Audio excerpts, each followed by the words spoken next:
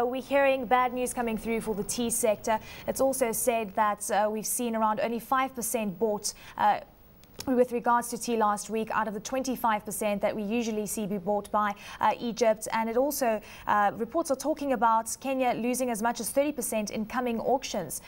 Tell us exactly what is happening on the ground and how those exporters are being affected. Well, thank you, Eleni. I think that what we are seeing at the moment are the market reaction to what's happening in Egypt. And we last week saw the market drop by about 10% in terms of price. And there are quite a number of tea packages that were unsold. However, I think this is going to be a temporary situation, because talking to traders and tea buyers in Egypt, they have assured us that the situation is slowly coming back to normal. Banks which had previously closed are now open, the port is open, and communication is open, so we are able to communicate with the people in Egypt. So I think I do not expect the situation to go on for much longer because people have to drink tea. Tea is a basic commodity in Egypt, and that is one of the cheapest commodities that people have to can afford in Egypt. Well, do you see this having a very big impact going forward on the overall tea prices as well? And also just keeping in mind that, yes, we have seen basically shutdown, not only for the Egyptian market last week, but for various other industries. Do you see it as a small blip in the greater scheme of things? I do not expect the impact on prices to go much lower than where they have already gone. As you probably know, we are in a kind of a drought situation. There is dry conditions in most of the tea growing areas here, and tea volumes are going down. And well, we're only talking about 20% of our market. We still have 80% of the markets out there, the UK, Pakistan, Sudan, Afghanistan. So we are still selling teas. And we do not expect that the prices should drop to levels that will cause concern. Lerionka, I mean, you're also talking about drought having an impact on volumes. Volumes overall into 2011, do you expect them to be far lower than what we saw in the likes of 2010? And also keeping in mind that we saw 97 billion shillings coming into the markets because of the tea sector. It was one of the biggest foreign exchange earners for Kenya. Well, I do not really think that it will be that, it will drop lower than last year, but not by that much.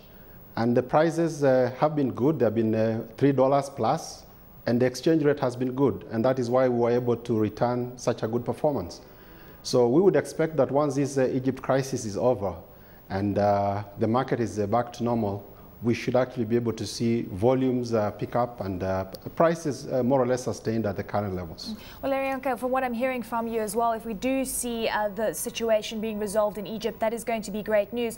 But what if it does persist? And you are saying that, you know, there's obviously certain scenarios that could play out.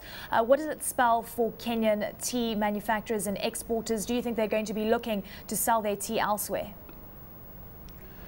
Well, I think the good news we had is that the offices are beginning to open, the banks are beginning to open, even the port, and therefore people are able to transact. Even though probably the impasse continues, but life has somehow to come to normal, and therefore we expect that this should normalize in a short while. Lerionka, also just taking a look at the overall scenario when it comes to exports out of Kenya, perhaps this is also putting a bit of spotlight on your big buyers out there. Perhaps one should be looking at diversifying further into other African countries.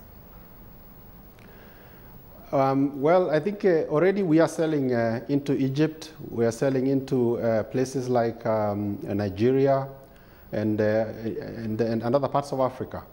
However, we are looking at diversifying into other markets. Iran is one market that is coming up very well, and also parts of Russia.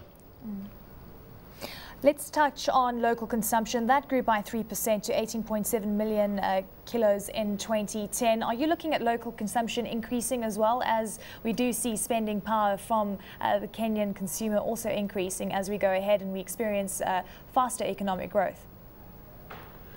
Yes, as you know, population in this country is increasing. We are now at almost 40 million people. And with the increase in population and also with the improvement in the economic conditions, we expect more Kenyans to be able to consume tea. So we will be able to see the local consumption increasing. just as much as we have seen a big increase in many of the developing markets, such as Pakistan, most of the Arab world. With increasing populations, there is also increasing demand for tea. Lerionka, let's touch on cost inputs. That is being one of the biggest concerns going forward for, I suppose, most of the agricultural sector, regardless of what you are producing at this point in time. Some are also worried about mismanagement in the sector. How is this going to affect things going forward? Yes, we have seen the cost of inputs, particularly fertilizer, rise up to unsustainable levels. This year, we have also seen the cost of fuel hit the 100 shilling mark here in Kenya, and this is closely pegged to the cost of fertilizer, and therefore we expect cost of fertilizer to go up, but it does come up and it goes down as well at the same time. In terms of management of the sector, we have worked very hard to ensure that the factories are well managed, and we've tried to bring in certain reforms within the governance of the factories, and we are seeing a very good response. And I wouldn't say that in the tea industry we have experienced serious problems of mismanagement as probably we have seen in some other sectors. And just touching on the real estate scenario that is also playing out, it also seems to be one of those issues. Many are opting for real estate developments as opposed to becoming or maintaining the tea scenario on their land, and perhaps even looking at uprooting coffee trees. Some of the reports that we are hearing. Well, I think what has happened is mainly in the coffee areas. We haven't seen that happening in the tea areas. We have had no uprooting of tea. I know it was sensationalized in the media some times back, but if you look at the facts on the ground, the area under tea, the production of tea, it has been rising.